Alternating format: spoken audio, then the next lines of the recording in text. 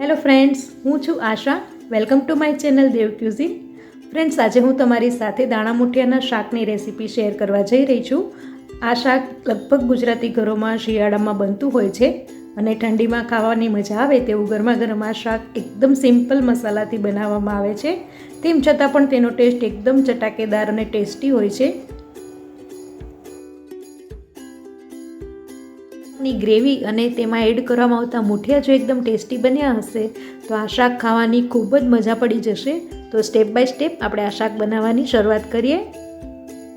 આ શાક બનાવવા માટે આપણે લીલી તુવેરનો ઉપયોગ કરીશું અને તેના માટે અત્યારે મેં 3/4 કપ લીલા તુવેરના દાણા લીધેલા છે. કુકરમાં લઈ અને તેમાં 2 ગ્લાસ પાણી એડ કરીશું. પ્રમાણે મીઠું એડ કરી દઈએ. મીઠું સારી રીતે મિક્સ કરી મીડિયમ ગેસની ફ્લેમ પર આપણે 2 વિસલ લેવાની છે, જેથી દાણા સરસ બફાઈ જાય અને ઓવરકુક ના થાય. કુકર હવે ઠંડુ થઈ ગયું છે તો દાણા ચેક કરી લઈએ. દાણા એકદમ સરસ રીતે બોઇલ થઈ ગયા છે, તમે જોઈ શકો છો. હાથેથી આ રીતે પ્રેસ થાય તેવા દાણા આપણે બોઇલ કરવાના છે. વધારે પડતા બફાઈ ન જાય તેનું ખાસ ધ્યાન રાખવાનું, જેથી શાક એકદમ સરસ બનશે. તુવેરના દાણા સારી રીતે બફાઈ ગયા છે તો હવે આપણે મુઠિયા બનાવી લઈએ. મુઠિયા બનાવવા માટે અત્યારે મેં ફ્રેશ મેથીના પાન લીધેલા છે. લગભગ 1.5 કપ જેટલા મેથીના પાન મેં અત્યારે મુઠિયા બનાવવા માટે લીધેલા છે.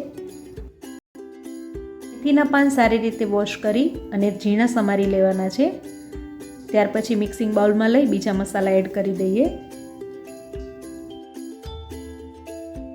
હવે મુઠિયામાં એડ કરવા માટે અત્યારે 1 બાઉલ ચણાનો લોટ હું એડ કરી રહી છું અને સાથે જ એ જ બાઉલના માપથી 3/4 બાઉલ જેટલો લોટ હું એડ કરીશ. તમે બંને સરખા માપે પણ લઈ શકો છો.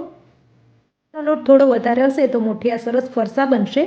અને સાથે જ 1 ચમચી લીલા આદુ મરચાંની પેસ્ટ એડ કરીશું અને સ્વાદ પ્રમાણે મીઠું એડ કરી દઈએ.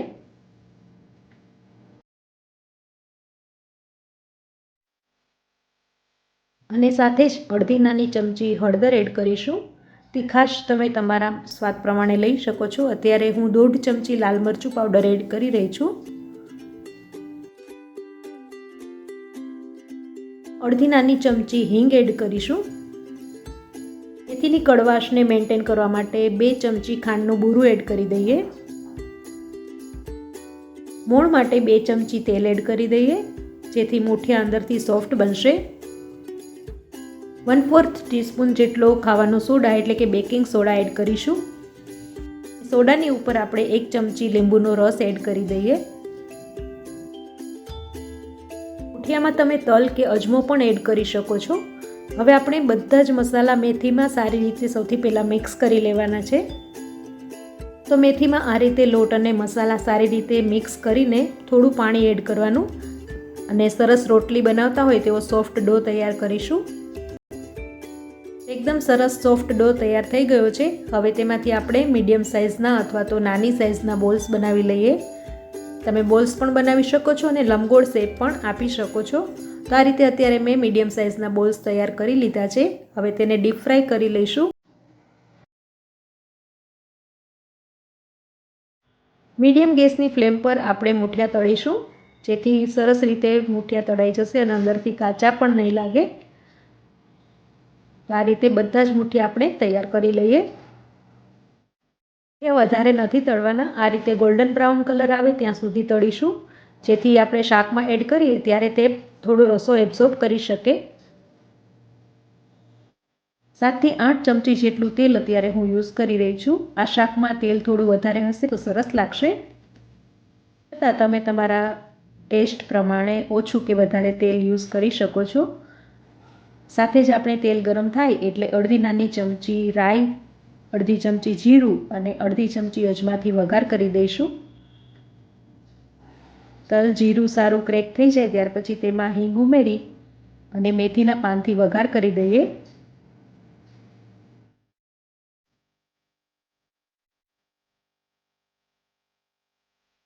મેથી એડ કરીને મીડિયમ ગેસની ફ્લેમ પર જ આપણે થોડીવાર મેથી સાતળી લઈએ.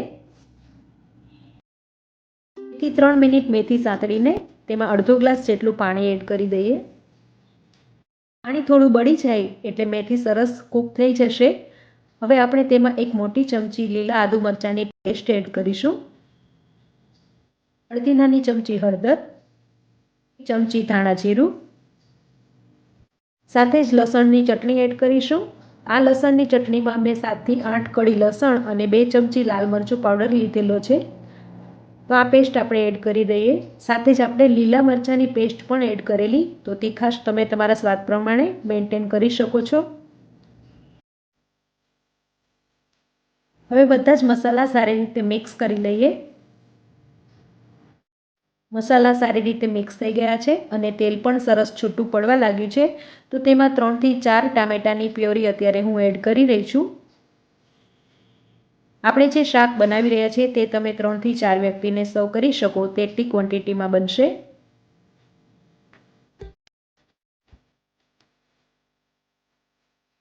ટામેટાની પ્યોરી એડ કરી અને મિક્સ કરી થોડીવાર ઢાંકીને કૂક કરીએ। લગભગ 3 થી 4 મિનિટમાં જ ટામેટાં સરસ કૂક થઈ જશે અને આ રીતે તેલ છૂટું પડે ત્યાં સુધી આપણે કૂક કરવાનું છે। હવે આપણે આગળની પ્રોસેસ કરીએ। ટામેટાં સરસ રીતે ચડી જાય અને તેલ છૂટું પડે ત્યાર પછી જ આપણે તેમાં તુવેરના દાણા એડ કરવાના, નહીતર જો ટામેટાની કચાશ રહી જશે તો શાક ટેસ્ટી એવું નહીં લાગે। આપણે 1.5 ગ્લાસ જેટલું ગરમ પાણી એડ કરીશું। ગરમ પાણી એડ કરવાથી શાકનો ટેસ્ટ અને કલર એકદમ જળવાઈ રહે છે। અડધી નાની ચમચી ચાટ મસાલો એડ કરી દઈએ, અડધી નાની ચમચી ગરમ મસાલો, આપણે પહેલાં મીઠું એડ નથી કરેલું, હવે આપણે ક્વોન્ટિટી પ્રમાણે અને સ્વાદ પ્રમાણે મીઠું એડ કરી દઈશું। શાકને થોડો ચટપટો ટેસ્ટ આપવા માટે 1 મોટી ચમચી ખાંડ એડ કરી દઈએ। ખાંડના બદલે તમે ગોળ પણ નાખી શકો છો અને જો તમને ગળપણવાળું શાક પસંદ ના હોય તો તમે સ્કીપ પણ કરી શકો છો। તો ફ્રેન્ડ્સ, મીડિયમ ગેસની આંચ ઉપર જ પાણી એકદમ સરસ ઉકળવા લાગ્યું છે। હવે આપણે તેમાં મૂઠિયા એડ કરી દઈએ। આ રીતે પાણી ઉકળે ત્યાર પછી મૂઠિયા એડ કરવાથી પાણીમાં કચાશ નથી રહેતી અને રસો એકદમ સરસ બને છે અને આ રસો મૂઠિયામાં સરસ એબ્સોર્બ થઈ જશે તો મૂઠિયા પણ એકદમ ટેસ્ટી એવા લાગે છે।